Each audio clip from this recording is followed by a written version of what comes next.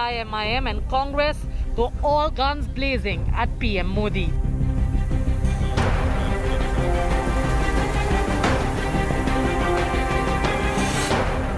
Owaisi says the speaker should have unveiled the emblem.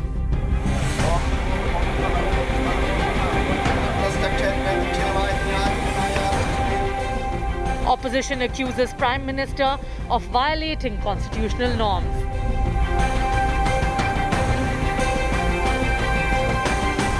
Naya Parliament, Naya Showdown.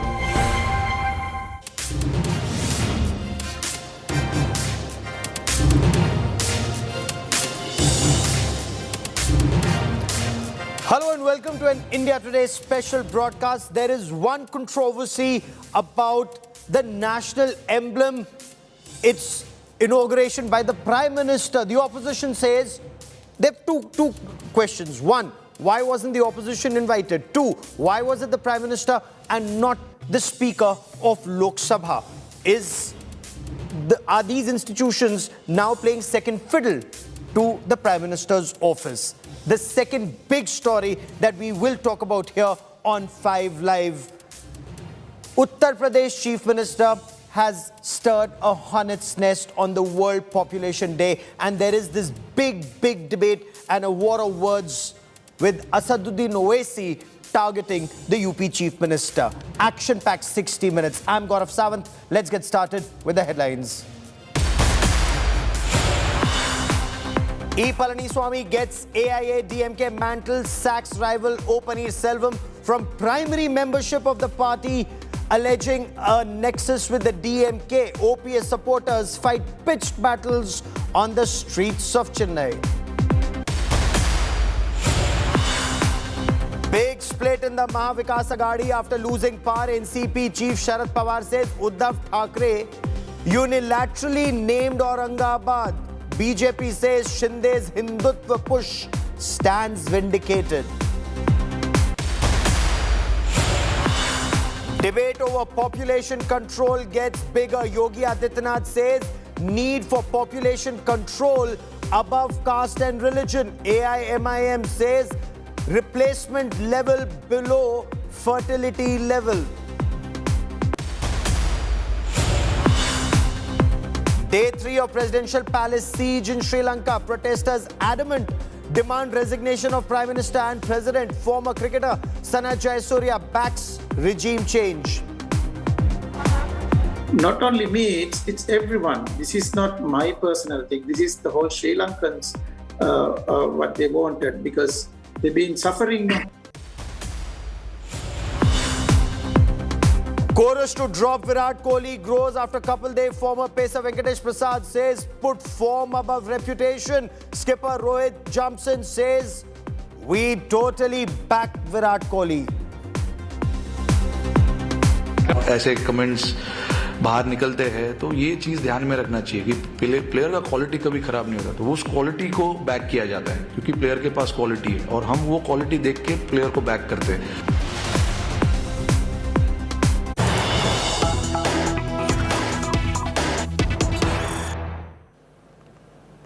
Uttar Pradesh Chief Minister Yogi Adityanath has stirred a hornet's nest with his speech on the Population Day, and this population control face-off has escalated. While Yogi Adityanath spoke of awareness and enforcement to keep population in check, he also said that no one section of the society should grow faster than others. Asaduddin Owaisi of the AIMIM has hit back at Yogi Adityanath, insisting there is no population explosion of any one section of the society.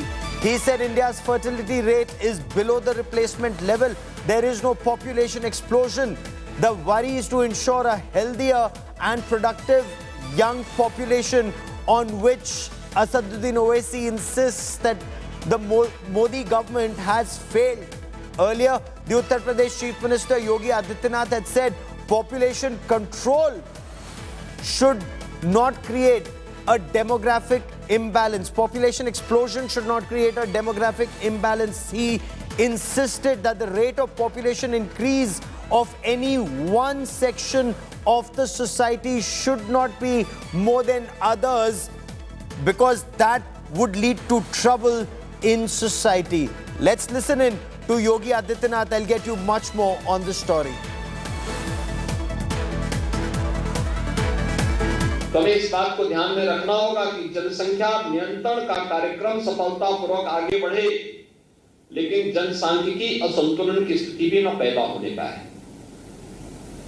ऐसा नहीं कि किसी वर्ग की आबादी बढ़ने की speed, उनका प्रतिशत ज्यादा हो और कुछ जो मूल निवासी हो उन लोगों की आबादी के स्थिरीकरण में हम लोग जागरूकता के माध्यम से, इन्फोर्समेंट के माध्यम से उसको नियंत्रित करके जनसंख्या संतुलन की स्थिति पैदा करें।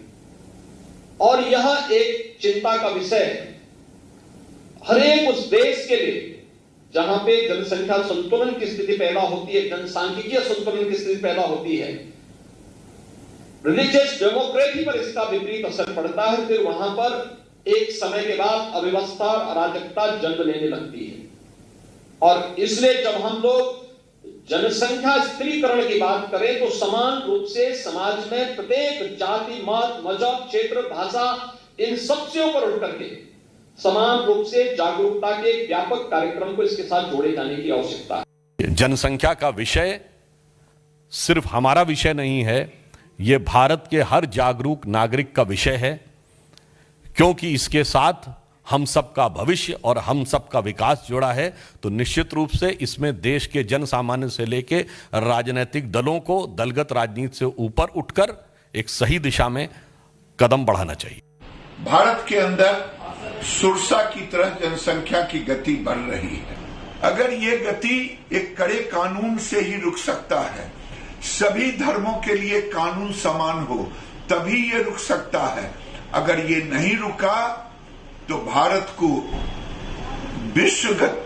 विश्व के रफ्तार में, विकास के रफ्तार में, विश्व के स्थान पर पहुंचने में कठिनाई होगी, क्योंकि हमारा संसाधन सीमित है। सीमित संसाधन में ये सुरसा रूपी बढ़ती हुई आबादी हम प्रतिदिन ऑस्ट्रेलिया और इजराइल एक साथ पैदा कर रहे हैं। 2 करोड़ से ऊपर बच्चे पैदा हो रहे हैं। Let's try and make sense, because when the chief minister of a state says something as big as this, is this a political statement or is it backed by facts on ground? Joining me on the broadcast, India Today's Samarth Srivastava from Ground Zero. Also with me, our National Affairs editor, Rahul Srivastava, on this big story. But Samarth, bring us the context of what the Chief Minister said, especially when he talks of arajakta or lawlessness and avyavastha, that is taking place on ground. On what basis did he make such a huge statement? Well, obviously, Gaurav, that's a huge statement coming from Uttar Pradesh Chief Minister Yogi Adityanath, where he just did not speak about that particular population control, but also said that there shouldn't be the way that one particular community should raise the population, and he also talked about the population balance, and that was the main agenda throughout his speech. He said that there should be population balance. He was concerned about the population, about the overpopulation in the state of Uttar Pradesh, as the state is obviously the most populous state when it comes to the population. So that is a big thing and statement coming in at a time when Uttar Pradesh is obviously preparing that particular population bill, which is in the making and could be presented before the Chief Minister when it will be ready completely. So it's a big thing coming from Uttar Pradesh Chief Minister, and what we know, when we spoke to the people in law, they clearly said that population control is the need of the hour, and that law is about that, where nobody will be allowed to produce more than 2 children, and that is something they'll not be allowed to do, to get job in government services, and many more will be around in that particular law. And now Chief Minister of Uttar Pradesh is saying that there shouldn't be, that there should be a balance when it comes to population, and not one particular community or not one particular section could be allowed to raise population in numbers. Is a significant message from the Uttar Pradesh, though it will be seen as a political thing, because we have already got reactions from Samajwadi Party, where Anurag Bhadoria, spokesperson, slamming the Chief Minister, Sanjay Chauhan, lunch partner of Samajwadi Party, obviously slamming the Chief Minister and saying that BJP is obviously doing such politics, and you have obviously seen the tweet of Asauddin Owaisi in which he is claiming that there is no population, there is nothing like overpopulation, and he even slammed the Prime Minister and Chief Minister about all them. Stay with me for a moment, and before we bring in Rahul Srivastava into this conversation, let's quickly listen in to the Uttar Pradesh Chief Minister once again. He's not only talking about creating awareness, he's also talking about enforcement, and he's insisting that no one section of the population should grow more than the others. Resources for all. He's also talking about Mool Nivasi ki Jansankhya. Now that again is a huge statement coming in from the Chief Minister, and we'll get Rahul Srivastava in to talk about this in greater detail. But let's listen in to the Uttar Pradesh Chief Minister Yogi Adityanath. तो हमें इस बात को ध्यान में रखना होगा कि जनसंख्या नियंत्रण का कार्यक्रम सफलतापूर्वक आगे बढ़े, लेकिन जनसांख्यिकी असंतुलन की स्थिति भी न पैदा होने पाए। ऐसा नहीं कि किसी वर्ग की आबादी बढ़ने की स्पीड, उनका प्रतिशत ज्यादा हो और कुछ जो मूल निवासी हो उन लोगों की आबादी के स्थिरीकरण में हम लोग जागरूकता के माध्यम से, इन्फोर्समेंट के माध्यम से उसको नियंत्रित करके जनसंख्या संतुलन की स्थिति पैदा करें। और यह एक चिंता का विषय है हर एक उस देश के लिए जहां पे जनसंख्या संतुलन की स्थिति पैदा होती है, जनसांख्यिकीय संतुलन की स्थिति पैदा होती है, रिलीजियस डेमोक्रेसी पर इसका विपरीत असर पड़ता है। फिर वहां पर एक समय के बाद अव्यवस्था और अराजकता जन्म लेने लगती है। और इसलिए जब हम लोग जनसंख्या स्थिरीकरण की बात करें तो समान रूप से समाज में प्रत्येक जाति, मत, मजहब, क्षेत्र, भाषा, इन सबसे ऊपर उठ करके समान रूप से जागरूकता के व्यापक कार्यक्रम को इसके साथ जोड़े जाने की आवश्यकता है।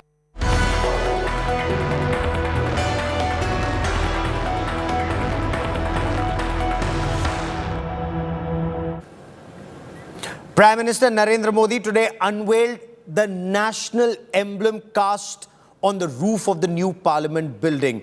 Now, the National Emblem, it's made of bronze, it's 9,500 kgs. It's been cast on top of the central foyer of the new Parliament building. The Prime Minister also interacted with the Shramjeevis, with the workers involved in the work of the new Parliament building. Politics has escalated on the inauguration ceremony. AIMIM Chief and Member of Parliament Asauddin Owaisi accused the Prime Minister of violating constitutional norms. Owaisi has said that the National Emblem on the Parliament building should have been unveiled by the Speaker of Lok Sabha. The Congress too jumped into this controversy. Senior Congress leader Sandeep Dikshit asked why was no opposition leader present during the unveiling. Was the opposition not invited?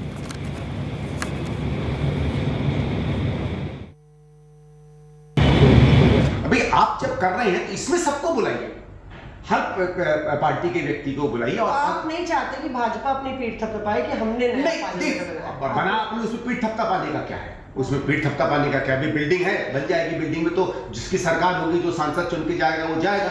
बात मेरी ये है कि कुछ ऐसी चीजें होती हैं जो सबकी होती है, जिसको किसी एक पार्टी का या किसी का एक का बनाया हुआ नहीं माना जाता। वैसे तो कल को हम कह सकते हैं कि ये सड़क हमने बनाई, इसमें बीजेपी वाले नहीं चले, फलानी बिल्डिंग हमने बनाई। 95% चीजें तो हिंदुस्तान में कांग्रेस ने बनाई है। विरासत तो ये थोड़ी है बात, कुछ चीजें देश की विरासत होती है, किसी पार्टी की नहीं होती। Well, the Prime Minister has violated the constitutional norms. The Constitution separates power of Parliament, government and judiciary. So as a head, he should have unveiled the National Emblem atop the Parliament building.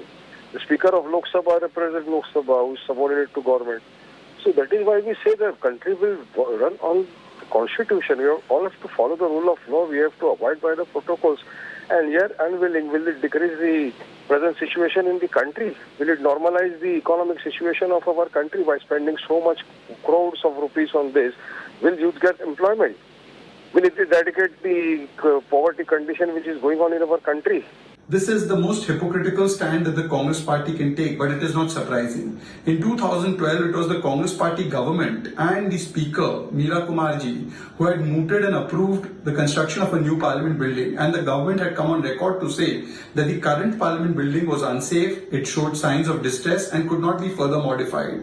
Today, they have done a convenient and hypocritical U-turn, but they also did it when the new parliament and the Central Vista project was being undertaken. In fact, they spread all kinds of rumors about the costs, about the other aspects of the construction, and they even went to court, whether the High Court or the Supreme Court. And in both places, the court reprimanded the motivated petitioners and in fact even fined them for their misadventure of spreading lies about the Central Vista and the new parliament. So the opposition is accusing the government of constitutional impropriety. The ruling party accuses the opposition of trying to exploit every situation, going to court, stopping this and indulging in hypocrisy on this subject. Joining me now on the broadcast is Tuhin Sinha representing the Bharatiya Janata Party. Arshpreet Kadyal represents the Congress Party. Also with me is our National Affairs editor Rahul Srivastava. But Tuhin Sinha, I want to begin by asking you.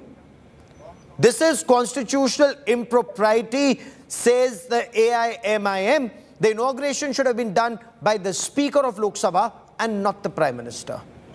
Well, good evening, Gaurav. Today's allegations leveled by AIADMK and the other opposition parties only confirm their bankruptcy when it comes to potent ideas, as well as their outrageous hypocrisy. In 2020, when the Honorable Prime Minister had laid the foundation for the new parliament, most of these opposition parties had boycotted it. They, in fact, went to the extent of stalling the construction of the new parliament by all sorts of false cases, which were eventually dismissed by the honorable courts. So if you look at purely in terms of precedence or propriety, there is nothing which stops the honorable Prime Minister from unveiling it, so long as the honorable Speaker of the Parliament of the Lok Sabha was present over there. Okay. I think you need to give the credit to Honorable Prime Minister Modi ji. In record time, the new parliament has been constructed. When, in fact, from 2012 onwards, when the Lok Sabha Speaker, then Lok Sabha Speaker Meera Kumarji specifically mentioned that a new parliament was needed, the Congress sat on it. They didn't want the construction. Okay. So let's take this one by one. Arshpreet Kadyal, the Congress is being accused of hypocrisy. When invited for the foundation stone laying ceremony, the BJP says the Congress did not show up, tried to put roadblocks. Now they're saying, why weren't we invited? Sandeep Dixit says, why wasn't the opposition invited? The gentleman from the BJP has clearly forgotten that at that point of time, it was COVID hitting us really hard. People were starving. There was no food, there was no shelter, there was no clothes with them. And that point of time, we were spending an exorbitant amount upon one building. We had a problem with that, but that does not mean that it's BJP's money. It's the taxpayers' money, the very taxpayers, that 150 crore people. They are not the only ones who represent them. Half of them is being represented by the opposition. And this is not BJP's building. It's a symbol of democracy. And, for that matter, India's Congress party has contributed 95% of India. So should we say that we would bar BJP from coming to that place? We can't say that, right? Because we would not go so low. And second of all, it's very much right to say that the inauguration, the unveiling should have been done by the Speaker or for that matter, even the President. It shouldn't have been done by the Prime Minister because when he's in the building, he's leader of the House. He does not control the House. And by not inviting the opposition, he has basically sidelined 60 to 70 crore people that, you have nothing to do with the parliament. And how can they even do that? And I have not been able to understand that. Why does it have to be done in a piecemeal manner? Why do they not do everything and after that unveil? So that, time... So there are three aspects you've raised. We'll get a response from the ruling party on each one of the points that you've raised. But let me bring in Rahul Srivastava on the first aspect. Rahul, merit in Sandeep Dixit and the Congress, of course, saying, why wasn't the opposition invited? Also, is this constitutional impropriety that the Prime Minister inaugurated the national emblem and not the Speaker? The Congress now says, in fact, it should have been the President. Gaurav, let's take it point by point. Invitation to opposition leaders. If you recall the 10th December 2020 foundation stone laying ceremony by the Prime Minister of the new building of Parliament, it was boycotted by Congress and several opposition parties. Later, last year, the Constitution Day, which is celebrated across the country, it was attended by the Prime Minister and others. The entire opposition boycotted the ceremony. So this disharmony between the government and opposition is now a known thing. And it is perhaps a bad precedence which is being continued, one by the opposition by boycotting, and now if the opposition has not been invited. The second important element raised by Sandeep Dikshit, perhaps, which does merit a look, is the fact that why there was not Sarv Dharm interfaith kind of. Rahul, I'm coming to Sarv Dharm in just a moment. I want to stay on the issue of impropriety and was there a violation of the Constitution. I'll come to Sarv Dharm in just a bit. But let's take this point by point. Respond to Insana when the opposition says to Insana that not the Prime Minister, who's leader of the House, this should have been done either by President of India or by the Speaker of the Lok Sabha. You know, at every given opportunity, this opposition ends up exposing its pathological hatred for the Honorable Prime Minister. Tomorrow, given their IQ levels, they might demand that the leader of opposition should be unveiling the statue. There is no precedent. There is nothing which violates the propriety, the protocols if the Prime Minister, Honorable Prime Minister, unveils it.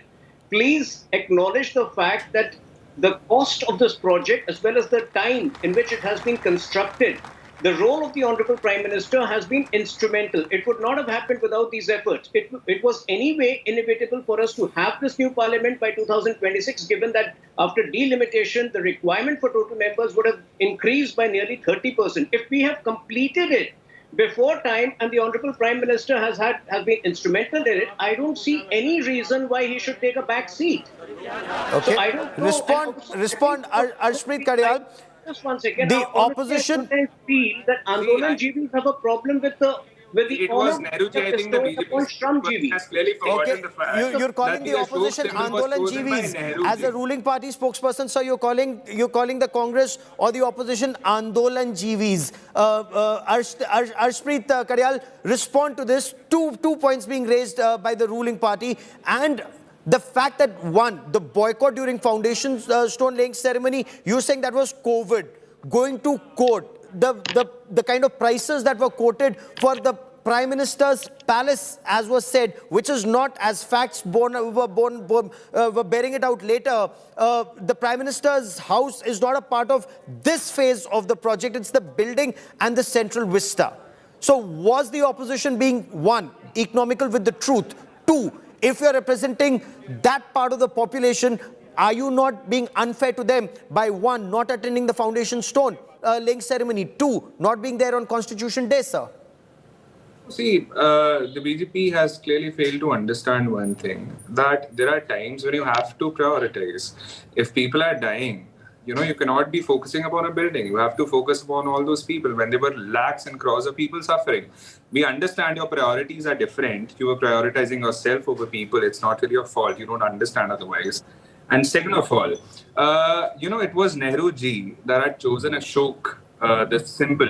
So do we say that BJP shouldn't have hosted it in the first place? Should we say that the BJP does not have any right to be a part of the, to even come into the parliament because it was us who had gotten democracy for India? So these kind of arguments can only come through the BJP party because that is how they think, but we don't think that way. We think India and the parliament belongs to the people of India, 150 crore people, not alone to the BJP. And second of all, you take an example of anywhere in the world, all the parliaments, whenever they are inaugurated, whenever there is an unveiling that is happening, all the opposition, all the government, everybody is invited. No, but when, the point that is being raised, Arshpreet, the point that is being raised is when invited, you don't show up. See, I have already told you that back in the day, the priorities were different. People were suffering. We couldn't have chosen a building Constitution Day. Rahul Srivastava. May I just conclude, Rahul? So second point is that to take an example of India also, whenever a Vidhan Sabha assembly has been inaugurated, unveiling has to happen. We have always invited both the sides. If there's our government, I don't understand how the BJP functions and why does every time partisan politics have to, take over. Why can't they understand that some things are above politics? And there are things, wherein you have to respect the democracy, wherein you have to respect the value of it, and you can't, basically encroach over everything. So the BJP party must understand one thing. Parliament is not your personal property. It belongs to India and the people of India. And by ignoring all these opposition leaders, you have ignored the people of India, which is against the law and also impropriety. They have probably not read the constitution. That how Rahul Srivastava, has the Speaker's office, or you've been speaking to a cross-section of members of Parliament, how have they responded to the points being raised both by Asaduddin Owaisi and by the Congress party? Gaurav, I think, it's a very fractured kind of a mandate if you talk to MPs, both sides. But I would like to bring certain facts about Parliament because, Gaurav, what I know that there are a lot of media men who go to Parliament, and a lot of MPs who go to Parliament, and a lot of political persons who go to Parliament, but don't know anything about the Parliament. I think they should take a tour of Parliament. Why I say that? One, there is no written rule that anything inside Parliament precincts has to be inaugurated by the Speaker. That's one objection. If you go back in the history, way back on the 28th of July 1956, it is Jawaharlal Nehru as Prime Minister who inaugurated the Central Hall picture of Lokmanya Tilak. So there is no such precedent. It has been the presidents, vice presidents, prime ministers like Manmohan Singh who inaugurated Gyani Gurmukh Musafir statue, bust. Public Parliament Library Foundation stone was laid by Rajiv Gandhi on the 15th of August 1987. The Parliament Annex building, the old one, if you recall, 1975, Indira Gandhi is the one who inaugurated it. So there is no such precedence. The second important fact, which I have spoken to people in the Speaker's office, right now the new building of Parliament is under construction.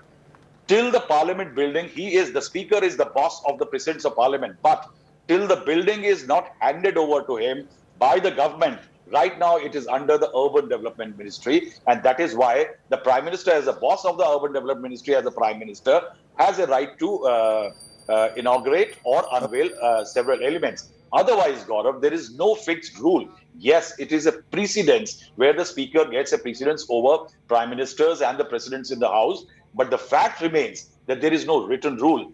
And if there is a rule, then there are Jawaharlal Nehru, Indira Gandhi, Rajiv Gandhi, Atal Bihari Vajpayee, and every other Prime Minister is a violator. Okay.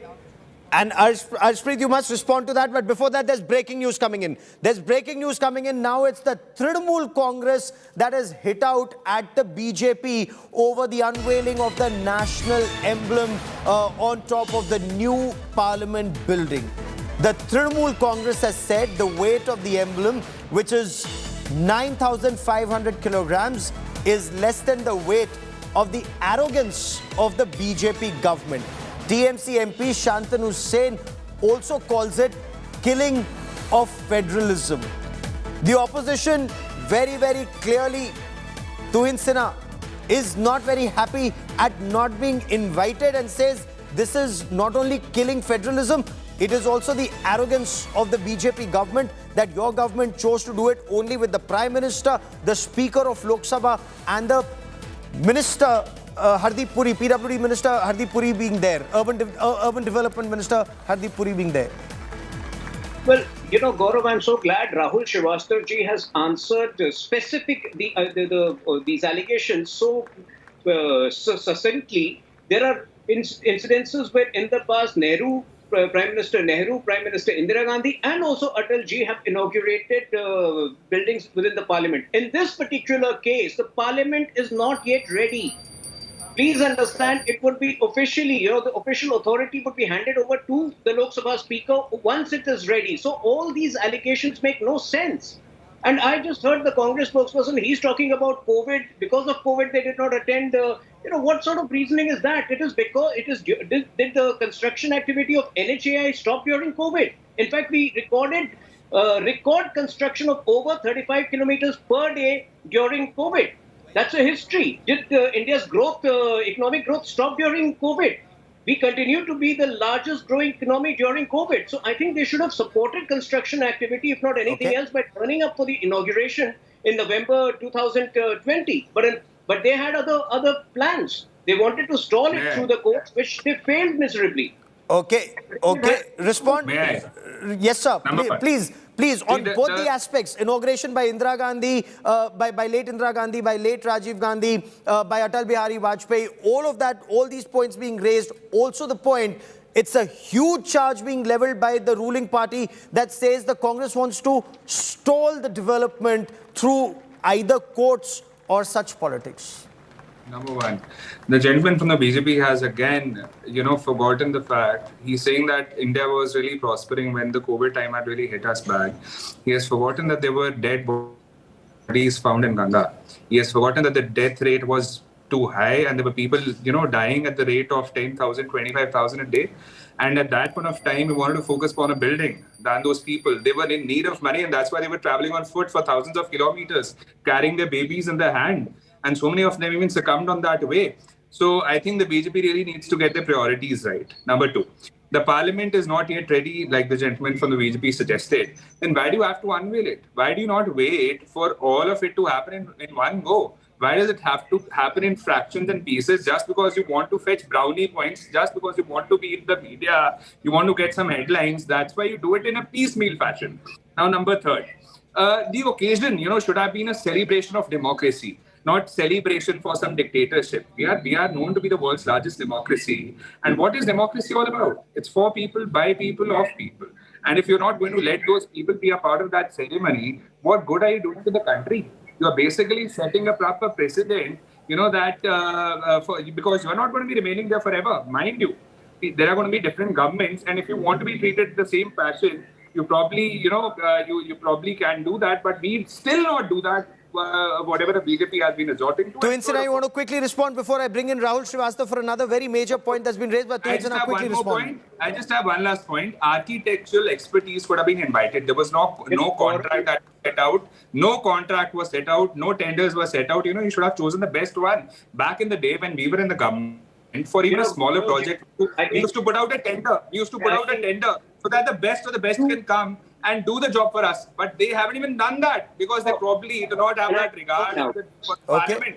Probably do not have that regard for the democracy. Tuinsana wants to respond. Tuinsana, quickly respond before I bring in Rahul Srivastava. Quickly respond to both the questions. When it comes to the exaggerated COVID death figures, I think you have covered COVID deaths extensively. You can explain to the Congress gentlemen that the death per millions and the cases per million of COVID cases in India continue to be the lowest in the world, which they cannot fathom, which they cannot understand. Number two, the question, why is the inauguration happening now? Please understand that the Honorable Prime Minister has put the laborers, has put the construction, the people who are involved in the construction at the forefront. Every opportunity is utilized to honor the Shramjeevis, the laborers who are involved with the construction. Do you have a problem with that?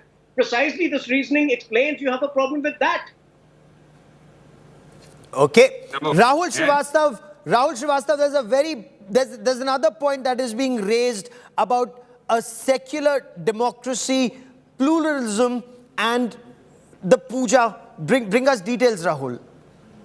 Yes, Gaurav, there is a bit of a question mark over the two facts. One, whether invites were sent to all opposition, because the opposition is intrinsic part of a parliament and a democracy. And this is a building for democracy, which should not be seen in brick and mortar, but it should be seen in the spirit of the building. And in that, the opposition is perhaps as critical a component of the parliament. So whether invites were sent out is a question mark. The second is that the interfaith prayers which were held last time around on the 10th of December 2020, when the foundation stone was laid, this seems to be this time a single faith kind of a ceremony. That was it an omission? Was it, what were the reasons? The government is yet to explain. But the fact is that question marks will be raised, that whenever there is an event of this caliber, be it paying homage to a departed senior leader, we have interfaith prayers. We do not, or ceremonies. We don't have single. And I think that's one point where the opposition does need answers from the government. Okay, Arshpreet, before I bring in Tuhin Sinha, closing comments, sir. Is this a point that's also being raised by the Congress party, that why only a Hindu ceremony, as some have argued, when we are a secular democracy, and where is pluralism being reflected here? Definitely. See, in the parliament, we have people coming from all regions, all communities. Therefore, why do we not honor them all? Because all of them, every single one of them contributes to the democracy that we live in today. And we are known for secularism. I don't know what the BJP believes in, but we definitely believe in secularism and honoring everybody. And second of all, the BJP party hasn't admitted to the fact that they did not even send an invite in the first place. And, the BJP party is saying that back in the day you did not attend it because your priorities were people and not the building. Nevertheless, that was our decision. Your decision as the government should have been to send an invite at least. That would have been a secondary thing if you would have come around. Tuhin Sinha, last 30 seconds on the show, sir. One, did an invite go out to opposition? If not, why not? Also respond to some arguing, why wasn't there a Sarv Dharm Sabha organized? Parliament belongs to all Indians, all religions. Well, the Supreme Court has clearly ruled that Hinduism is a way of life. So, I believe that if other religion prayers did not happen this time, it could have purely been because of paucity of time. But I don't think we need to be apologetic about a culturally Hindu ceremony. I don't think we need to be apologetic about it at all. Secondly, I think it's a historic moment for the country. This parliament, when it is ready, will not only be technologically among the most savviest in the world, will also be an architectural marvel. I think the Congress needs to grow above, petty excuses to keep alleging things upon the Prime Minister which he's not guilty of, and let's join the celebration. Okay. Just one thing. On one hand, last 30 seconds. Since you've raised a point about Congress being petty, sir, Arshpreet, please respond, sir. Right. See, on one hand, the gentleman said that there was a paucity of time. That's why we could not do all sorts of pujas and parts. But on the other hand, the BJP government has been doing unveiling and inaugurations in piecemeal, in fractions and in bits. If there really would have been a paucity of time, you would have done it all in one go, not in different goes. So here is the hypocrisy of the BJP right in front of everybody, caught red-handed. That's all. I also said we don't need to be apologetic. I think it's done. I think everybody has seen and heard what there had to be, and everybody has. Clearly, this will escalate in the days and weeks ahead, and Rahul Srivastava and our entire team will get you more on the story. But for the moment, many thanks for joining me on this 5 Live special. A quick break. On the other hand, we will get you the latest from Ground Zero in Sri Lanka. We'll also tell you about the Tamil Nadu pot boiler as it escalates. EPS wins the Amma legacy war. Sacks OPS from AIADMK. Will OPS and Sasikala now join hands? That story and lots more. Stay with us.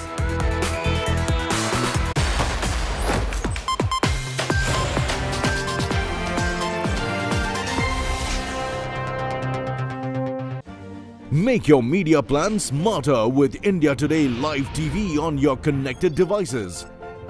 Amplify your brand with 100 million smart internet viewers. To advertise, mail us at sales@aajtak.com or call 9999 892171.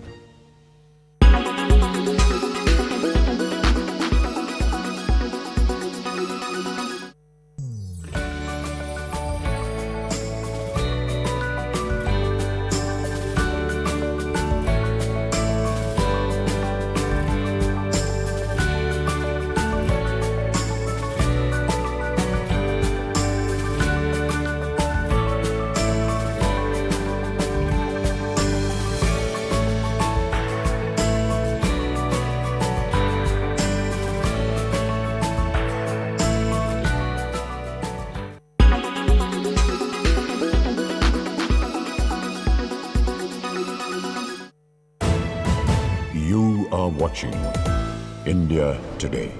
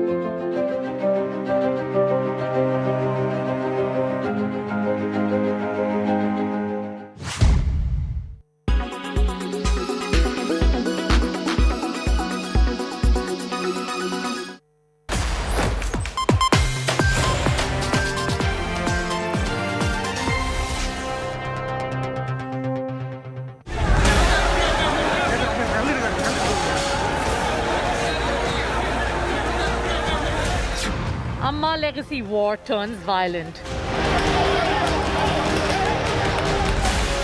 Vandalism, arson in Chennai. Palanisamy named AIADMK's interim chief. EPS sacks OPS from the party. Sasikala rejects crowning of EPS. War over Amma legacy. The AIADMK General Council has appointed E. Palaniswamy as the interim General Secretary. O. Paneerselvam has been expelled from the primary membership for what is being described as anti-party activities. Here's what transpired in this high-voltage drama in Chennai.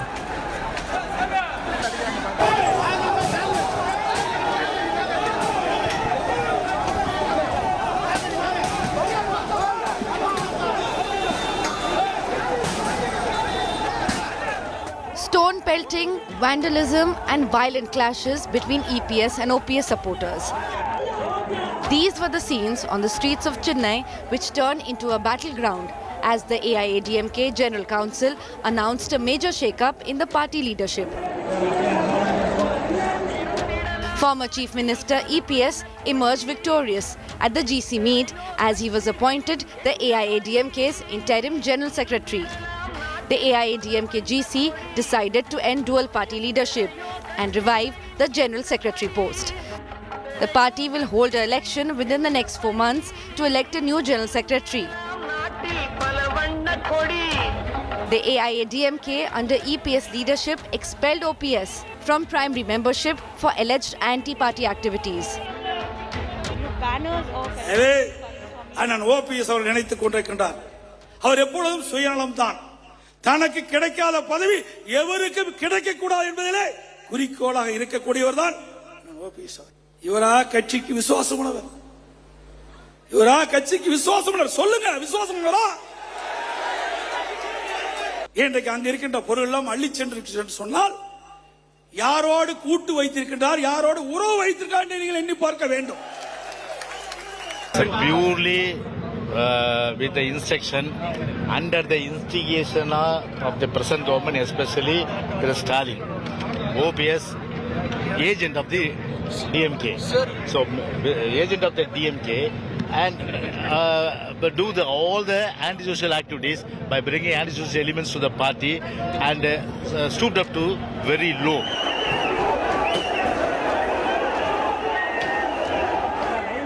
Meanwhile, OPS and his supporters staged a dharna in front of AIADMK headquarters in Chennai. His faction will challenge their expulsion in court.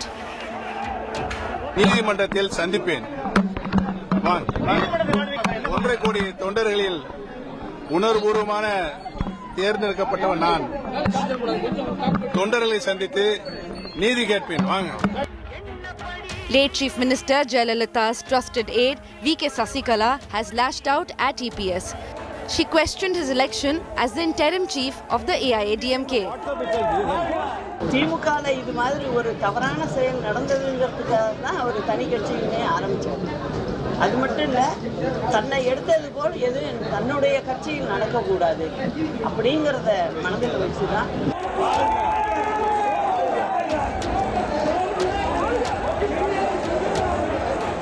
At the end of the day, O. Paneerselvam and his supporters have taken control of the AIADMK headquarters, and on the other side, police officials have been barricading the entire location to stop Edapadi Palaniswamy's supporters and the other AIADMK members to enter in.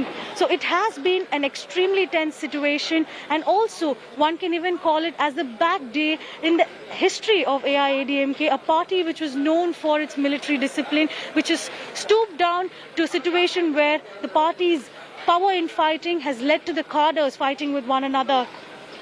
With Nagarjun Dwarakanath in Chennai, this is Akshay Nath for India Today.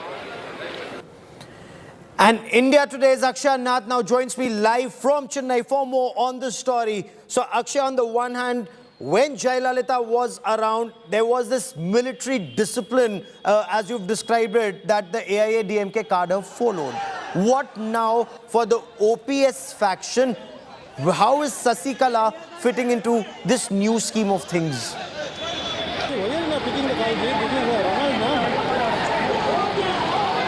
Gaurav, when we look at the current scenario, it seems like it's all end games for O. Paneerselvam. Taking into consideration the court order that came today morning, it very clearly states that it is the party's internal affair.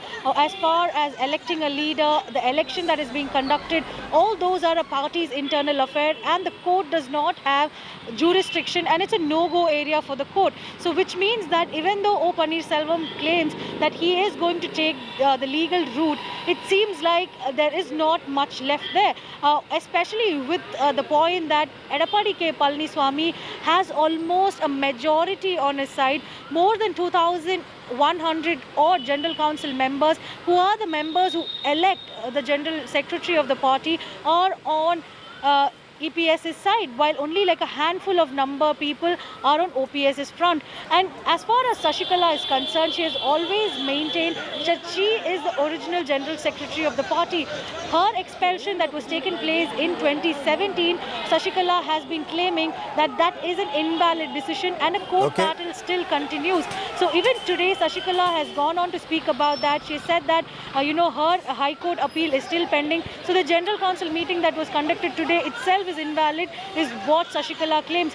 But right now, the true victory is for Edappadi K. Palaniswamy. At least at this given point of time, we're seeing that a huge majority of the senior leadership as well as the General Council members are on EPS's side, which gives him the right to take over Amma's legacy, at least for the limited period that is. Okay, so he's inheriting Amma's legacy, at least for now. For joining me with these details from Ground Zero, Akshay, many thanks. This is breaking news that's coming in.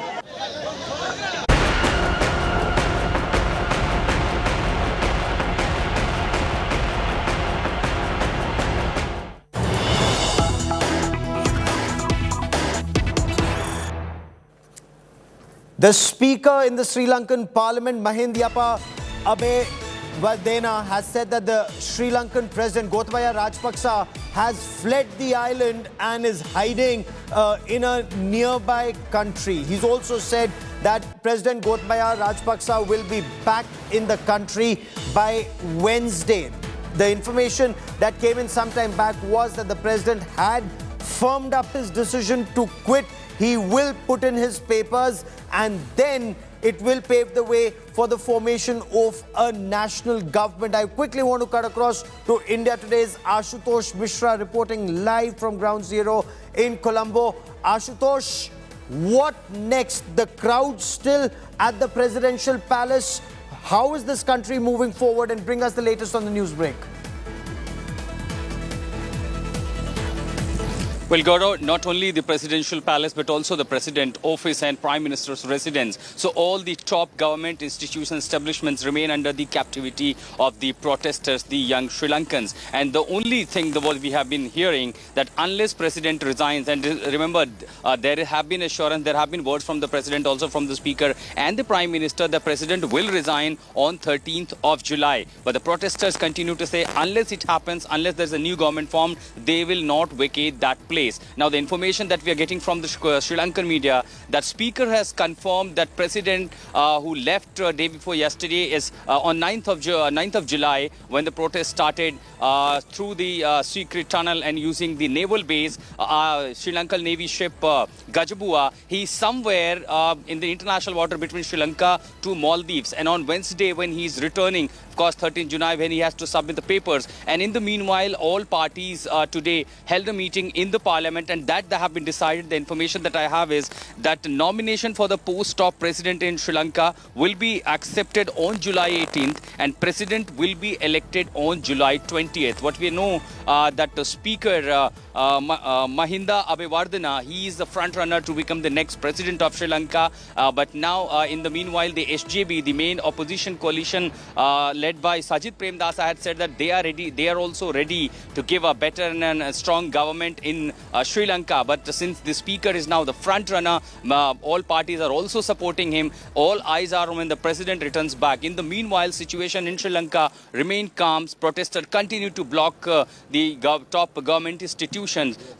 What is also need to be seen that the police, the army, the troops here totally deployed, but all are just being mute spectator. Everyone is just buying the time and waiting for the right time. When president resigns, when there is a new government formed, only then it can be seen what is for this island. But very important, Gaurav, even if there is a change in face, even if there is change in the government, the crisis, the economic crisis that has gripped this nation, how will it recover? That remains. In fact, that's the biggest question the nation faces. But as far as the situation on ground is concerned, when it comes to fuel, when it comes to food, when it comes to essential commodities, how are people coping? Well, the crisis did continue. In fact, several consignments, being India as a responsible neighbor is sending, and another consignment is about to come. But here there is acute shortage of fuel, petrol, diesel, the power, the power disruption almost taking 6 to 7 hours every day. Several restaurants have totally shut down or cooking on, the wood stock. In fact, the hotel, luxurious hotel, they have let off man. Clearly, there is no, occupancy in the luxury hotels or even the local hotels. And the tourists have also fled amid of the uncertainty because of mainly the fuel crisis.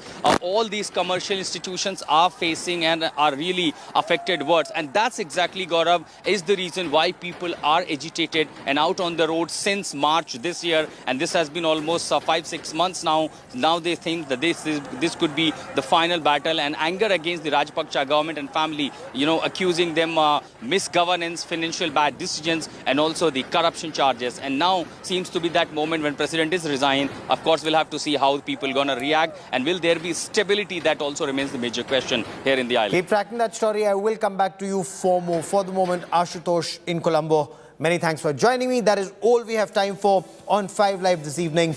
Many thanks for watching. Coming up next is Pooja Shali with 6 Prime, and we get you the latest on the monsoon mayhem, the death, the destruction, and the deluge. Stay with us.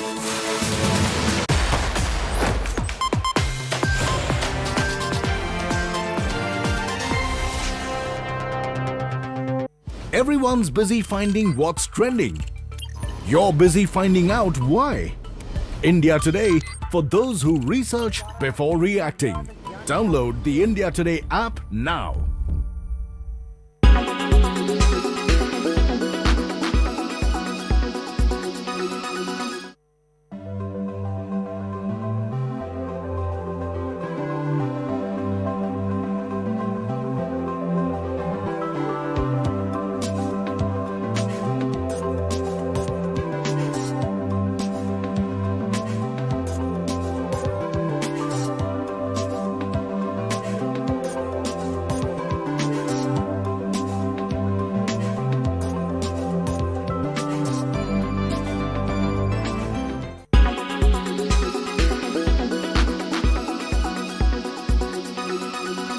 Make your media plan smarter with India Today Live TV on your connected devices.